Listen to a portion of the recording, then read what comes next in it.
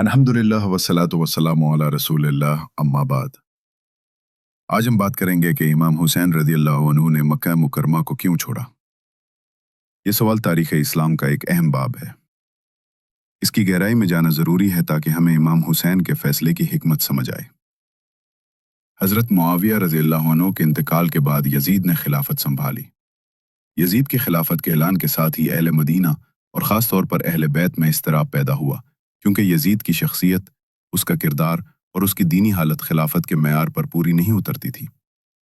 جب یزید نے مدینہ کے گورنر کو خط لکھا کہ امام حسین سے بیعت لی جائے، تو امام حسین نے صاف انکار کر دیا۔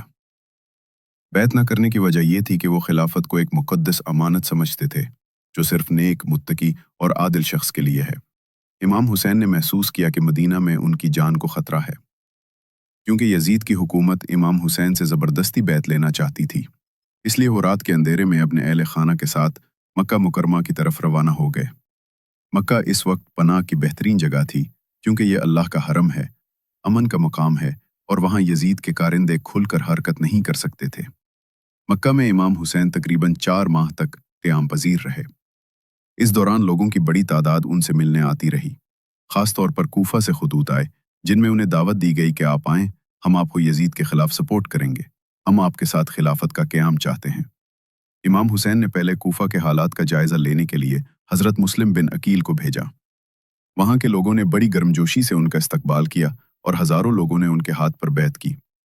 جب یزید کو اطلاع ملی کہ امام حسین مکہ میں ہیں اور کوفہ جا سکتے ہیں، تو اس نے مکہ میں انہیں قتل کروانے کا منصوبہ بنایا۔ امام حسین کو اطلاع ملی کہ حج کے دوران احرام کی حالت میں انہیں قتل کیا جا سکتا ہے۔ انہوں نے فرمایا، میں نہیں چاہتا کہ میری وجہ سے خانہ کعبہ کی حرمت پامال ہو۔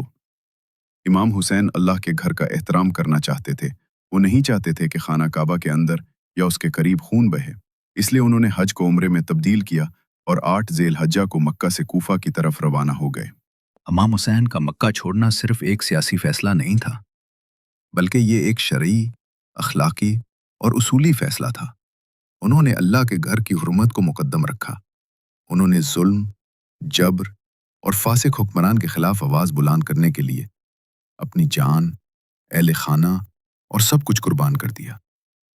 امام حسین نے امت کو سکھایا کہ باطل کے سامنے جھکنا نہیں، چاہے تنہا ہی کیوں نہ ہونا پڑے۔